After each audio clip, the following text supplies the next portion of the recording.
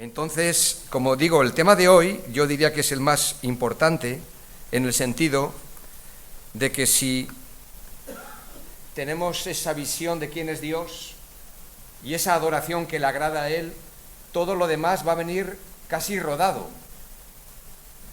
Antes de servir, tenemos que adorar, tenemos que alabar, tenemos que conocer.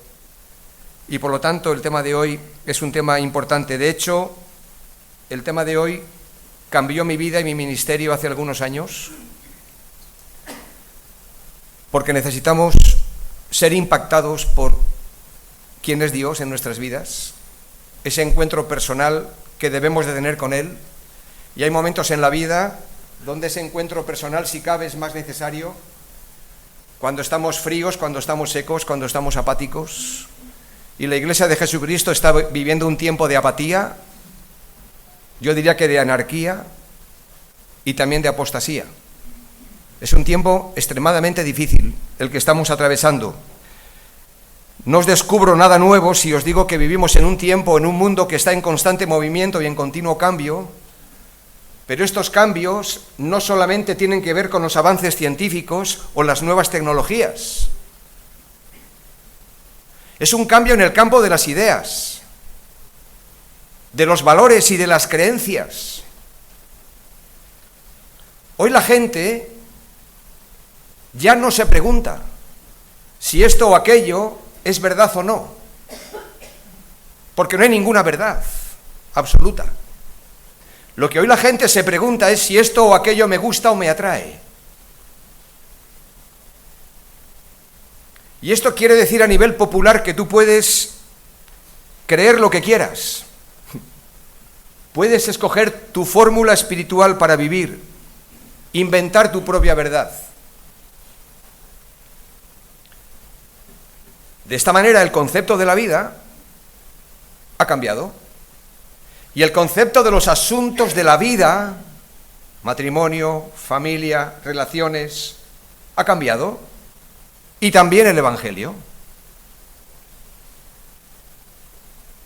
El profeta Isaías fue llamado a desempeñar un ministerio de tremenda responsabilidad en una etapa oscura en el tiempo del pueblo de Israel, en un tiempo de crisis nacional, el mismo año en que murió el rey Uzías, con todo lo que eso representaba para la nación de Israel.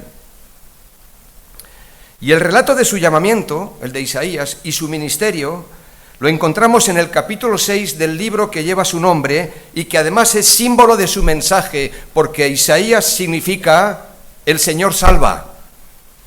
Es el profeta evangélico del Antiguo Testamento, es el evangelista del Antiguo Testamento. Y Dios utilizó a Isaías para proclamar un dramático mensaje de advertencia sobre los pecados del ser humano y sus consecuencias, al que le sigue un magnífico retrato de la misericordia de Dios. En el capítulo anterior, capítulo 5, el profeta ilustra su mensaje en el hermoso canto de la viña, donde Israel es la viña del Señor y tras agotar todas las posibilidades de hacerla productiva, el propietario, Dios mismo, decide destruirla, aunque no del todo. Siempre queda ese remanente. Y sobre este trasfondo histórico de inseguridad y temor, Isaías sirvió al Señor como profeta. En un momento grave de crisis nacional y global como la que estamos viviendo, también nosotros, en este siglo XXI. Isaías capítulo 6, por favor, acompañadme para leer una lectura. Y vamos a hacerla puesta en pie, por favor. Isaías capítulo 6, leamos juntos este capítulo entero, que dice así, puestos en pie, gracias.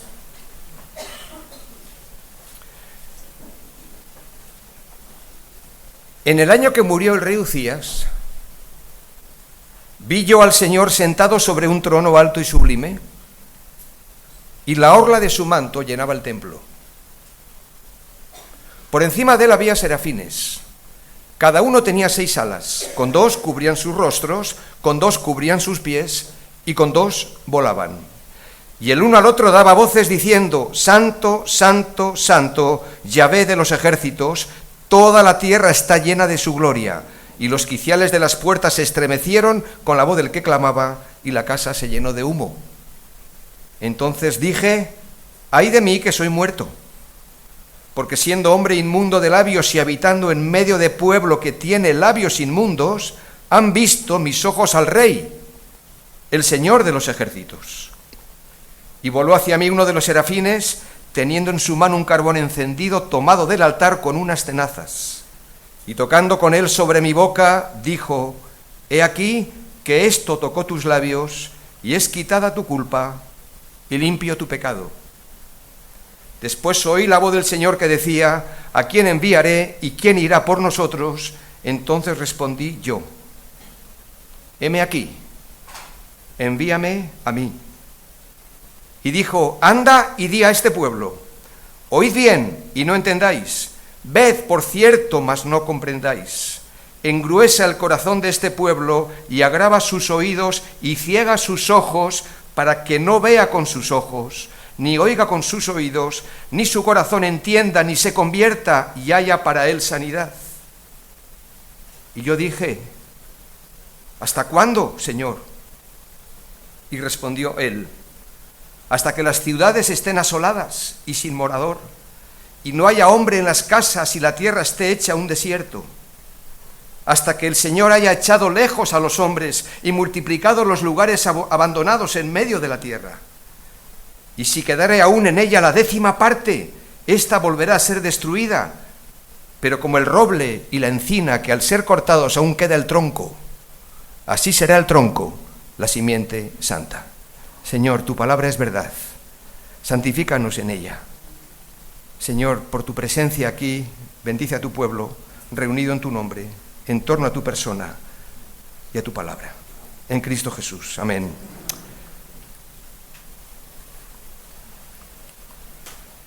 Impactados por la visión es el tema de hoy. Sobre el tema que me han compartido los ancianos, la adoración que agrada a Dios.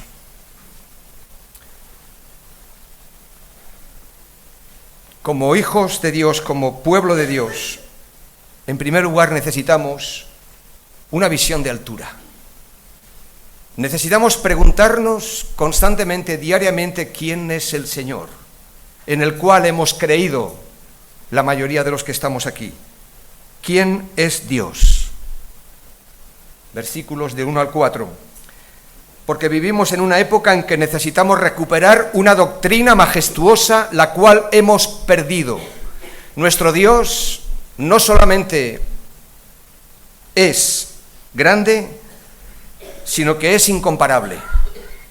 Nuestro Dios no solamente es uno, sino que además es único. ¿Qué nos dicen estos 4 versículos acerca de quién es Dios, de una manera muy sintetizada, muy resumida? Pues en primer lugar, versículo 1, vemos que Dios, como hemos cantado además, Dios es soberano. Él tiene en sus manos el gobierno de todas las naciones. En el año que murió el rey Uzías, vi yo al Señor sentado sobre un trono alto y sublime, y la orla de su manto llenaba el templo. Hermanos, la Biblia no describe nunca al hombre intentando tocar a Dios con la punta de sus dedos. Es Dios quien sale siempre al encuentro del hombre para tomarlo de la mano y llevarlo por el camino de la verdad. Es decir, no fue Isaías quien se encontró con Dios en el templo cuando Isaías fue al templo. Es el Señor quien tuvo un encuentro personal con Isaías en un acto soberano. Todos los que estamos aquí esta tarde, sé que hemos venido por iniciativa propia. Sí, nadie nos ha obligado. Aún nosotros hemos venido por una invitación que nos habéis hecho. Pero hay algo que trasciende a esto. No hemos venido solamente por una invitación que nos habéis hecho. Entendemos mi esposa y yo que hemos venido porque el Señor nos ha traído. Y cada uno de vosotros estáis aquí Sí, habéis venido voluntariamente, pero estáis aquí porque el Señor os ha impulsado, os ha traído a venir a este lugar. ¿Para qué? Para tener un encuentro personal con nosotros en un acto soberano. Y la soberanía de Dios fue tan real entonces, en tiempos de Isaías, como lo es ahora. Él sigue estando sentado en un trono, en su trono. Este es un lugar de autoridad y poder. Dice el texto, alto y sublime, es decir, elevado y levantado por encima de todo y de todos. Y la orla de su manto llena el templo, como también ahora, dando a entender que Dios está presente con todo su esplendor en la vida de su pueblo. Estamos cubiertos bajo esa gracia y esa presencia suya en este momento y en este lugar. Y tenemos una urgente necesidad en los tiempos que vivimos, y es la de adorarle al Señor en su soberanía, cualquiera que sea nuestra situación. Porque la adoración lo que hace, la verdadera adoración lo que hace es levantarnos y elevarnos por encima de las presiones políticas, sociales que estemos viviendo. La adoración nos eleva y nos permite ver nuestra propia vida aquí en la tierra con otra perspectiva. El contexto de nuestra adoración, ¿cuál es? El contexto de nuestra adoración, la crisis mundial, la ruptura familiar, la guerra en Europa, la pérdida de valores, la injusticia social. Ese es el contexto en el que nos movemos todos los días, donde adoramos al Señor soberano, grande, en el cual hemos creído.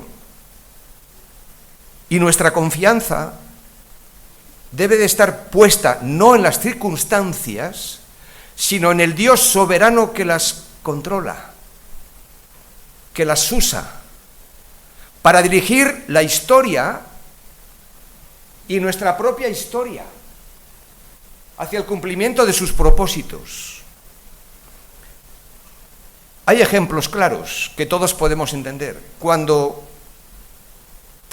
Daniel, el personaje de Daniel en el libro de Daniel, oraba, ¿cuál era el contexto de su adoración?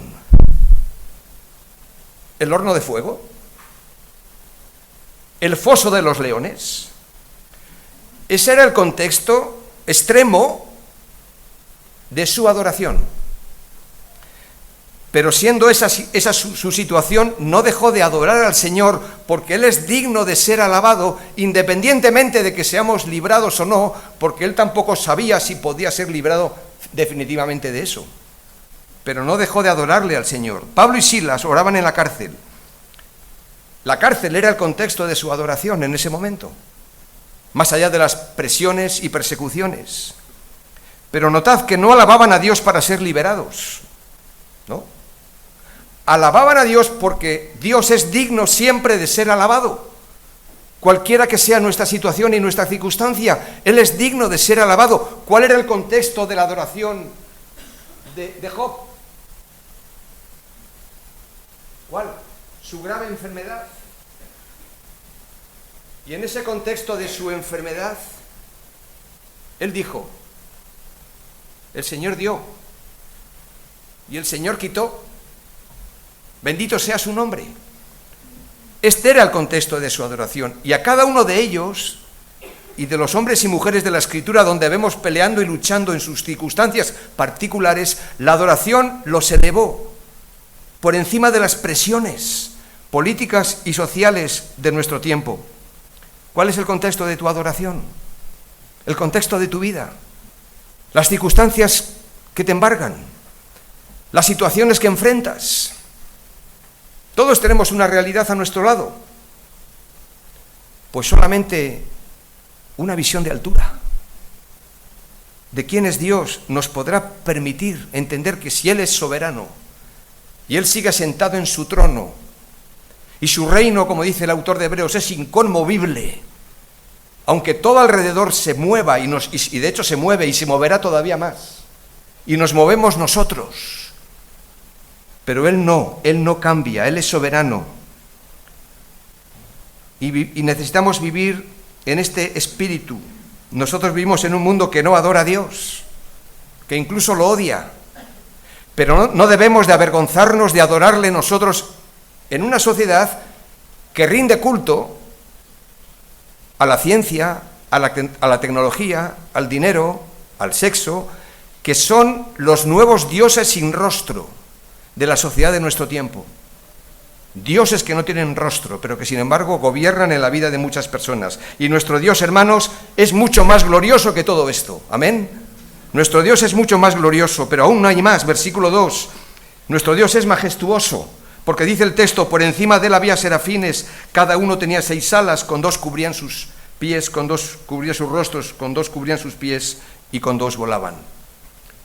No podemos pasar por alto esta escena, que está teñida de una reverencia impresionante. Los serafines, notad, están en la posición de siervos, que esperan las órdenes de su Señor. Notad que cubren sus ojos. Versículo 2, pero no cubren sus oídos, porque su misión es escuchar atentamente lo que Dios tiene que decir para cumplir sus órdenes. Y cierran, sin embargo, sus ojos para no curiosear en el aspecto de quién es Dios. E igualmente nosotros aquí atendemos lo que el Señor nos dice, y lo que ven nuestros ojos no importa. No estamos aquí para curiosear, ni estamos aquí para imaginar, ni para ver. Estamos para escuchar. Y aquí encontramos en este versículo los ingredientes de la verdadera adoración en estos serafines: reverencia, humildad, servicio y obediencia. Repito, reverencia, humildad, servicio y obediencia. La adoración consiste en tributarle la honra a Dios que solamente Él se merece. Y esta adoración ha de estar centrada en Cristo, en su persona y en su obra. Y tenemos que expresar nuestra alabanza y asombro ante la persona de nuestro Dios. Por lo tanto, la adoración, hermanos, no consiste en ciertos actos litúrgicos aislados del resto de nuestras actividades cotidianas. La adoración no es parte de la vida cristiana. Es la vida cristiana. Es la vida cristiana. De tal manera que toda nuestra vida tiene que ser un gesto, un acto de alabanza y de adoración ante un Dios que es soberano, que es majestuoso y que el versículo 3 dice que es santo. Santo, santo, santo, Señor de los ejércitos, toda la tierra está llena de su gloria.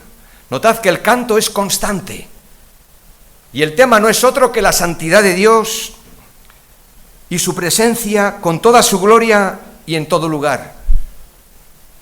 Como en todas las repeticiones de la Biblia, el triple santo es para darle un énfasis creciente y se emplea la repetición para expresar superlativos y para indicar totalidad.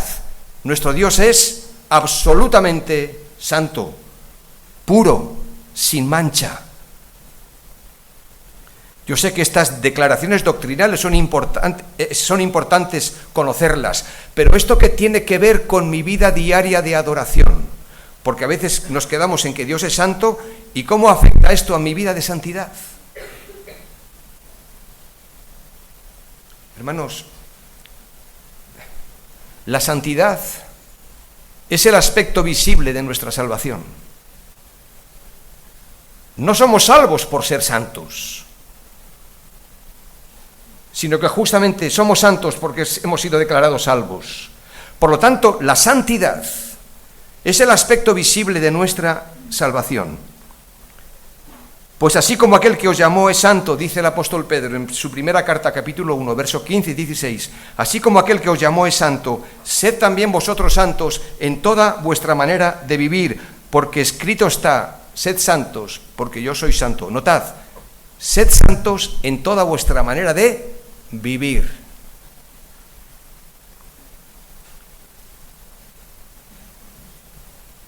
El Señor no solamente nos ha llevado al cielo, a los que en Cristo hemos creído, sino que el cielo ha sido llevado a nosotros.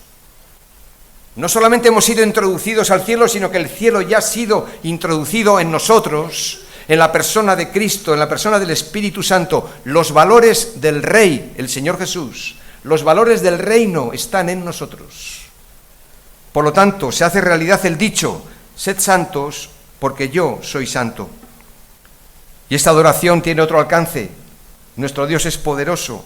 Dice el versículo 4 que los quiciales de las puertas se estremecieron con la voz del que clamaba y la casa se llenó de humo. Y es que cuando Dios se manifiesta con poder, el temblor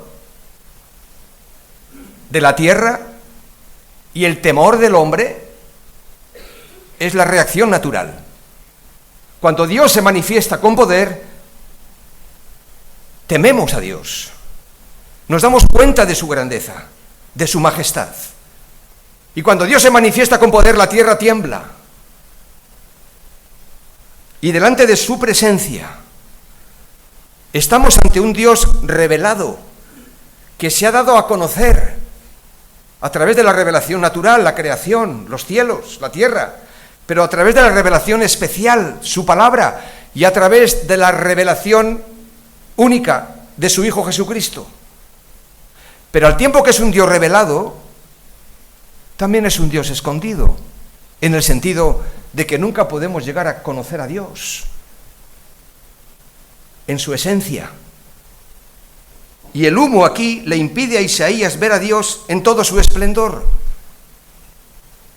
Así nosotros, 1 Corintios 13:12, ahora vemos de manera borrosa, como en un espejo, pero un día lo veremos tal como es y como es en realidad nuestro Dios. Este es un primer cuadro de la adoración que el Señor merece, a la luz de estos primeros 4 versículos, y lo mismo que necesitó Isaías, necesito yo cada día. No solamente al empezar el día, en lo que llamamos el tiempo devocional, sino a lo largo del resto de la jornada, una visión de altura, de quién es Dios, poderoso, santo, majestuoso, soberano. Pero notad la trascendencia que ahora tiene en la adoración, en el vivir diario, porque el capítulo sigue, y llegamos al versículo 5 y siguientes. Y así como hay una visión de altura, hay una visión de profundidad. Porque es viendo al Señor que ahora puedo verme yo tal y como soy. A veces nos vemos todos demasiado bonitos cuando nos miramos a un espejo, cuando nos comparamos con otros. Pero primero tenemos que mirar al Señor, y es mirándonos en el espejo de su palabra y de su persona que ahora yo voy a saber realmente quién soy yo. Versículos 5 al 8, ¿sabéis por qué? Porque nos tenemos que sacudir de esto que nuestra cultura considera que el hombre es bueno en esencia y que la raíz de todos sus problemas tiene que ver con el progreso y la educación. Es decir, si hacemos que la humanidad progrese y sea más educada y mejor educada, pues vamos a liberarnos de los problemas tan graves que tenemos. Pero lo cierto es que la Biblia enseña que los problemas no vienen de afuera, o el origen del problema no viene de afuera. El origen del problema y de todos los problemas surgen de dentro. Vamos a verlo. Vamos a verlo encarnado en la figura del profeta. Porque estamos en su piel, nosotros también, como hijos e hijas de Dios. Y vemos en primer lugar que en esta visión de profundidad, lo primero que reconoce el profeta, y lo primero que tenemos que reconocer nosotros, y lo primero que reconozco yo, si soy honesto a la luz del texto bíblico, es que soy un hombre pecador. El profeta es consciente de su condición. ¿Y cómo la describe? Versículo 5. ¡Ay de mí que estoy perdido! Soy un hombre de labios impuros, vivo en medio de un pueblo de labios blasfemos, y no obstante, mis ojos han visto al Rey, Señor Todopoderoso. Mis ojos han visto al Rey, y mirándole a Él, es cuando me doy cuenta de quién soy yo, un hombre pecador. Hermanos, solemos decir, y lo decimos bien porque lo dice la Biblia, que la verdad nos hace libres. La verdad de Cristo nos hace libres, pero ¿sabéis? Primero nos hace miserables. Esa misma verdad que nos hace libres, primero nos hace miserables porque nos muestra nuestro propio rostro. ¿De quién soy yo? ¿De quién eres tú? Y de nuestra condición. ¿Soy pecador? Y al igual que Isaías, nos identificamos con él con estas palabras. Pero el pecado, y aquí tenemos siempre que explicar estas mismas cosas.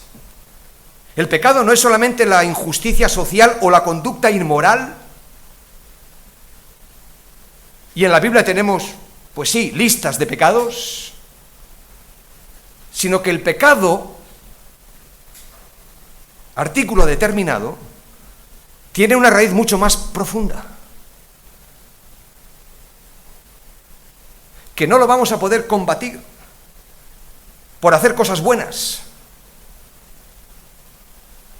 Porque hacer cosas buenas a los creyentes evangélicos no nos convierten en gente buena, porque no lo somos. No sé si alguna otra vez lo he contado, igual en el campamento de Cazorla. Todos hemos tenido la experiencia de comernos una manzana o abrir con el cuchillo una pieza de fruta y encontrarnos que dentro había un gusano. Y la pregunta que nos hacemos es, ¿cómo ha llegado este gusano aquí? Y algunos me diréis, el gusano vino de afuera, penetró la piel, atravesó la pulpa y se instaló en el centro del corazón de la manzana. Aquí hay hermanos que trabajan en el campo y lo saben mucho mejor que yo. Y saben que todo empezó dentro. El huevo fue depositado en la flor. Y el gusano nació y creció en el centro del corazón de la manzana. Y es de ahí que salió para afuera. Y el Señor Jesús certifica esto. Cuando en Marcos capítulo 7 dice, porque es de dentro del corazón de los hombres que salen los malos pensamientos.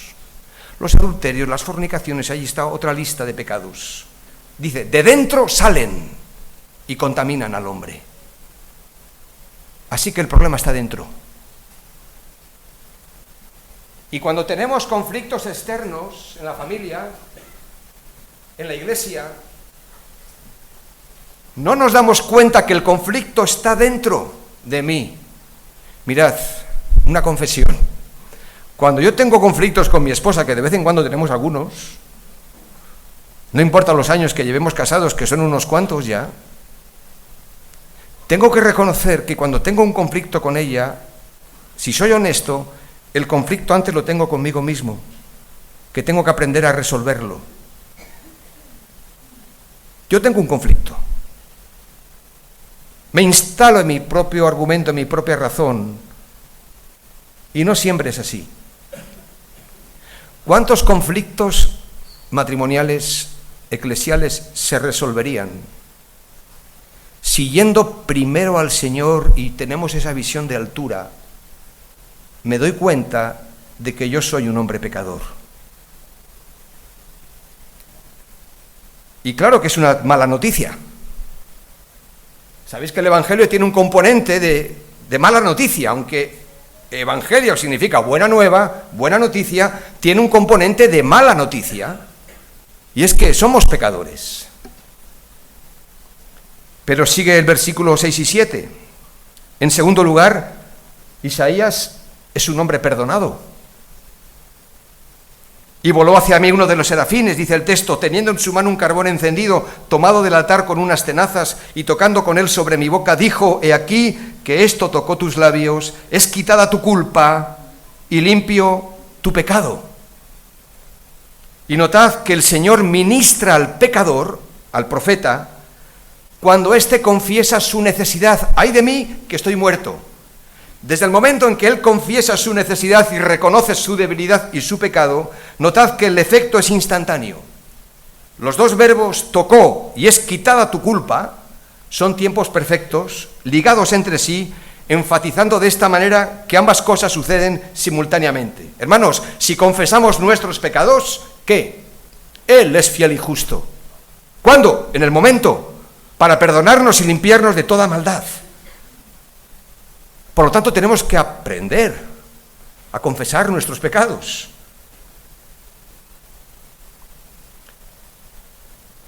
A veces criticamos a los católicos. Yo me convertí, y mi esposa igual, del contexto católico. Y los criticamos diciendo, mira, tiene que ir a confesarse donde un hombre, un sacerdote. Cuando sabemos que hay un solo mediador entre Dios y los hombres, claro que sí, y hay un sumo sacerdote, claro que sí. Pero sin embargo, los creyentes evangélicos nos cuesta a veces confesar delante del Señor nuestro pecado y también nos cuesta confesarnos las ofensas unos a otros, ¿no es verdad? Tenemos que aprender. Y Santiago lo dice, confesaos vuestras ofensas unos a otros para que seáis sanados. Vuestras relaciones, que puedan ser sanadas, nos tenemos que confesar unos a otros nuestros pecados, con aquel o con aquellos que hayamos hecho daño o nos hayan hecho daño. Porque el pecado que no es confesado, a veces no hablamos mucho de esto, pero el pecado que no es confesado, porque no vale decir, bueno, Señor, tú ya sabes todas las cosas. No vale. No porque no sea cierto, claro que el Señor sabe todas las cosas. Pero si yo he pecado y no le digo, Señor, en esto tú sabes, en esto y en aquello he cometido pecado, he errado el blanco. El pecado que no es confesado produce tristeza y amargura en el corazón. Me baso en la Biblia. Salmo 32, verso 3 al 5. Mientras callé, dice el rey David, cuando pecó tan gravemente con Betsabé, mientras callé, se envejecieron mis huesos en mi gemir todo el día. Porque de día y de noche se agravó sobre mí tu mano y se volvió mi verdor en sequedades de verano. Mi pecado te declaré y no encubrí mi iniquidad y dije, confesaré mis transgresiones al Señor y tú perdonaste la maldad de mi pecado. ¿Qué le pasó al rey David? Que no se arrepintió en el momento en que pecó. No. Quiso enterrarlo. Quiso dejar que, bueno, los que lo saben no lo van a publicar. Pero Dios lo sabía. Y el corazón de David no pudo vivir en paz durante el tiempo hasta que Natán, el profeta, le identificó claramente dónde estaba su problema. Y hasta que no se arrepintió y hasta que no pidió perdón, no recuperó el vigor, no recuperó el gozo de la salvación. El Salmo 32 hay que leerlo juntamente con el Salmo 51, porque ambos salmos se escribieron después del pecado de David de adulterio. El Salmo 52 es una oración de confesión y el Salmo 32 de restauración. Hay que leerlo juntos. Claro, el Señor en Cristo nos ha perdonado, gloria a Él. Somos pecadores, pecamos, confesamos, el Señor nos perdona por la obra de Cristo, la sangre de Cristo. Y tenemos que volver a eso, a esos principios fundamentales. Pero la historia no termina aquí, porque Dios está preparando a su siervo. Vamos a hablar del servicio estos días, del servicio en la iglesia local mañana. No tiene ningún sentido hacer nada en la iglesia si no entendemos bien estos parámetros, porque en tercer lugar vemos que Isaías es un hombre probado. No solamente perdonado y ya está, sino que Dios lo está probando. Dice el verso 7, que tocando con él sobre mi boca ese carbón encendido, las funciones del Antiguo Testamento o del fuego en el Antiguo Testamento, sabéis que son muchas. El fuego destruye a los habitantes y pecadores, como sucedió con Sodoma y Gomorra, Génesis capítulo 19, pero el fuego también sirve como elemento divino para purificar y santificar al hombre y a la mujer desde la misma raíz de su persona. ¿Qué hace el ángel aquí, en esta escena? Aplica el ascua de fuego sobre los labios de Isaías, porque él es el hombre de la palabra, y de su boca tiene que salir la palabra lo más pulida, lo más limpia, lo más clara, para que el pueblo la escuche y la entienda. Pero él primero tiene que recibir esa palabra de vida y santificar al hombre desde la misma raíz de su persona, porque de él brotará el mensaje para el pueblo.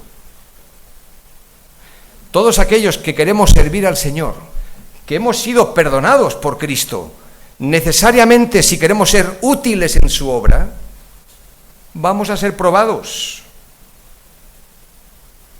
Vamos a ser necesariamente probados para que el Señor trabaje en nosotros. Aquí hay ancianos, hay obreros,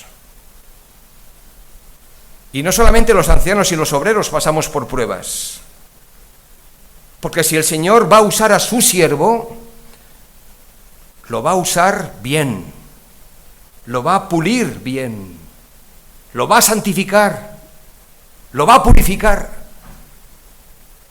lo va a humillar. Si pienso en mi propia vida, juntamente con mi esposa, pues hay capítulos de nuestra historia de valles de sombra, de luchas internas, de conflictos que hay que resolver en el plano personal, porque el Señor no quiere enviar a nadie a predicar al pueblo que no haya sido primero Él probado y por supuesto perdonado. Mirar esta frase en la biografía de Spurgeon, donde él dice esto: lamento deciros que el material del que estoy hecho hace necesario que el Señor tenga que limpiarme a menudo. Soy como una pluma de ave que no escribe a menos que sea afilada, y por lo tanto he sentido muchas veces en mi carne el afilado cuchillo. Con todo, no lamentaré mis dolores, en tanto que el Señor me use para escribir en los corazones de los hombres. Hermanos y hermanas, ¿verdad que según hemos ido pasando por diferentes etapas de la vida y el Señor nos ha ido probando? Y ese era el contexto de nuestra adoración. Y a veces igual ni teníamos palabras para dirigirnos al Señor y hemos quedado en silencio. Pero el Señor ha seguido trabajando con nosotros. Y verdad que cuando pasas la prueba, solamente cuando la pasas, no antes, no en medio de ella, cuando la pasas, miras atrás y dices: Señor, gracias, mereció la pena. Cuán bueno me es haber sido humillado, dice Job. Y el Señor quiere sacar oro limpio de cada uno de nuestros corazones. El Señor está ahora tratando contigo, tú conoces tus circunstancias. Recuerda que la adoración te permite elevarte por encima de ellas, pero que en todo este proceso el Señor está tratando contigo, está tratando conmigo. Y lo mejor que puede hacer es probarme, como probó a Israel, como fue probado el mismo Señor Jesús, que fue enviado por el Espíritu al desierto, aun no teniendo él necesidad de eso, pero fue tentado, fue probado. Cuán bueno es ver hermanos, hermanas, como los que puedo ver ahora aquí, que hacía tiempo que no veía, que han vivido ya años de la vida cristiana y que no solamente estáis aquí, no solamente habéis permanecido, sino que tenéis un brillo, muchos de vosotros, en vuestros ojos, un rostro que refleja la gloria de Cristo, que habéis ido superando obstáculos. Quizás otros han quedado en el camino, quizás no están todos, quizás otros se han ido, quizás otros han abandonado, quizás otros están heridos y Dios sigue tratando con ellos. Hermanos, este cuadro no lo podemos perder de vista, porque Isaías ahora es un hombre preparado. Antes no, ahora sí. Ah, Señor, lo que tú me digas yo haré. Aquí está el llamado misionero, ¿verdad? Del versículo 8. Heme aquí, envíame a mí. Un momento. antes de que le digas al Señor, heme aquí, envíame a mí, de alguna forma has tenido que ver claro el resto de los pasos que de una forma secuencial estamos viendo aquí. Porque ahora es un hombre preparado. Isaías no es solamente perdonado, no solamente es probado, sino que ahora está preparado. ¿Y sabéis para qué está preparado? Para una misión imposible. Porque Dios lo va a enviar a un pueblo que no quiere oír. Pero si antes no recibe ese trato y ese llamado, Isaías no va a ir, hará como Jonás, se marchará. Porque ¿quién quiere hablar a un pueblo que no quiere oír? ¿Quién quiere ir donde una ciudad, Linares, donde personas que conoces y que conocemos que no quieren escuchar? Pero Dios lo va a enviar. Como Dios te ha enviado a ti, me ha enviado a mí, en el lugar donde yo estoy viviendo cada día.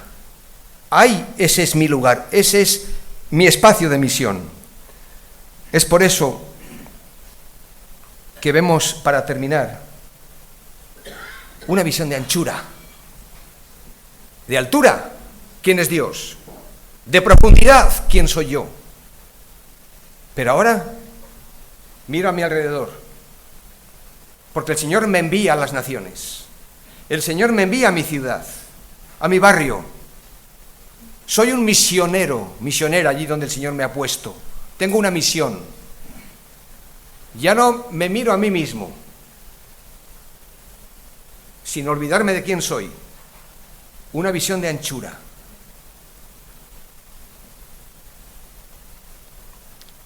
Heme aquí, envíame a mí. ¿Quién es mi prójimo? ¿Quién es Dios? ¿Quién soy yo? ¿Y quién es mi prójimo? Pues mi prójimo es mi próximo, el más cerca de mí. Personas, hombres y mujeres con los que yo me encuentro cada día, en mi lugar de trabajo, en el barrio, en el mercado. Ese es mi prójimo, al cual el Señor me envía. Y mañana hablaremos de la misión. Pero aquí tenemos los versículos 9 al 13. ¡Wow! Pareciera que el capítulo 6 se tendría que terminar con el versículo 8, ¿no? Hubiera sido glorioso, ¿verdad? Quedarnos con el versículo 8, pero el versículo 9 al 13 forman parte de esta sección. Y los versículos 9 y 10, por ejemplo, nos hablan de cómo las facultades externas de la vista y del oído estaban cerradas. Y que las facultades internas para entender, discernir, conocer y comprender el mensaje de Dios estaban bloqueadas en el pueblo. El Señor usa estos versículos, como nos leyó José María al principio, en Mateo 13, del 14 al 15, y constituyen un buen motivo para interpretarlos correctamente, porque Isaías, al igual que el Señor Jesús, al igual que todos los profetas, al igual que todos los apóstoles, transmitían la palabra de Dios con absoluta sencillez y claridad. No había un lenguaje cifrado para unos pocos escogidos. El razonamiento de Isaías en su predicación en el resto del libro, los mensajes del Señor Jesucristo, de los apóstoles, hasta un niño los puede entender. De hecho, los entienden muy bien. Un niño entiende el Evangelio cuando se lo explicas a su nivel. Y lo saben muy bien esto los maestros y maestras de la escuela dominical. Y los padres que tenemos hijos o que hemos tenido hijos pequeños. Es evidente que la misión del profeta aquí no era cegar a las personas mediante un mensaje imposible de descifrar solamente para iniciados. El problema está en que la respuesta del pueblo era de un continuo rechazo, hasta el punto que ya no había marcha atrás, y así resultó ser en los versículos del 7 al 11. ¿Qué quiero decir con esto? Y esto tiene que ver con nosotros como pueblo de Dios en Linares. Cuando la palabra de Dios es predicada, ¿lo es para salvación o para juicio? Repito, cuando la palabra de Dios es predicada, trae luz sobre nuestras conciencias, trae vida y merece una respuesta. ¿Qué respuesta le vamos a dar? Pues la palabra de Dios siempre trae o salvación o juicio. Y aquí el pueblo está endurecido, por eso ya no puede escuchar. No porque el mensaje sea difícil de entender, no lo puede escuchar. Las facultades internas y externas están ya bloqueadas. Y cuando más desoye uno la palabra de Dios, más se aleja de Dios y más se hunde en la injusticia y en la impiedad, las cuales, como vemos aquí, arrastrarán a la nación al desastre, como nación. Y por supuesto como creyente en particular. El mensaje de Isaías es el mensaje del Evangelio, porque no hay otro mensaje. No hay otro mensaje. Y el mensaje de Isaías y el mensaje del Evangelio siempre tienen un llamamiento claro a la fe y al arrepentimiento. Siempre es un llamado a la fe y al arrepentimiento. Así comienza el ministerio del Señor Jesús. Arrepentíos, que el reino de Dios se ha acercado. Y se lo está diciendo al pueblo de Dios. Y por supuesto, a todas las personas. Y este mensaje del Evangelio, queridos, gira en torno a dos grandes verdades. Las tengo que decir. La primera gran verdad es que Dios es justo. Y por lo tanto no puede pasar en su justicia por alto el pecado. Y debe condenarlo. No hay justo ni aun uno. La paga del pecado es la muerte. Todos nos hemos separado de la gloria de Dios. Hemos quedado destituidos. Romanos 3:23, Romanos 6:23. Dios es justo, no puede pasar por alto el pecado y debe condenarlo. Pero la otra gran verdad es que Dios es amor y en su gracia desea salvar al pecador. Y la justicia y el amor de Dios forman parte de la verticalidad y la horizontalidad de la cruz. En la cruz, Dios muestra su justicia. Alguien tenía que pagar el precio del pecado. Sobre el Hijo de Dios cayó nuestra pena, nuestra culpa, nuestra condena. Y al mismo tiempo, ese mismo sacrificio es una oferta de salvación. Dios es justo, Dios es amor. Y la cruz nos presenta a la vez el juicio y la salvación. Hermanos, una visión de altura de quién es Dios, primero, nos va a dar una perspectiva de quién soy yo. Eso me va a ayudar a ver a mi prójimo con otros ojos. Y termino con esta ilustración que siempre me llamó la atención porque es un hecho real. De un creyente que después de un naufragio en una gran tempestad, él como marinero que era, y el barco náufrago, pudo llegar a una pequeña roca donde permaneció durante horas y toda la noche. Cuando al fin pudo ser rescatado a la mañana siguiente, un amigo le preguntó en el hospital: ¿y no temblabas y no tenías miedo cuando estabas en esa roca? Y él dijo: sí, yo temblaba y tenía miedo, pero la roca no, y eso fue lo que me salvó. Y él mismo testifica: la roca, mi roca es Cristo.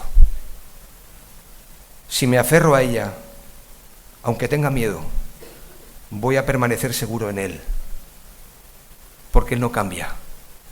Él es soberano, Él es majestuoso, Él es santo y Él es poderoso. Inclina tu rostro para darle gracias al Señor. Ahí donde estás, con tus propias palabras, sin levantar tu voz, dale gracias al Señor un momento.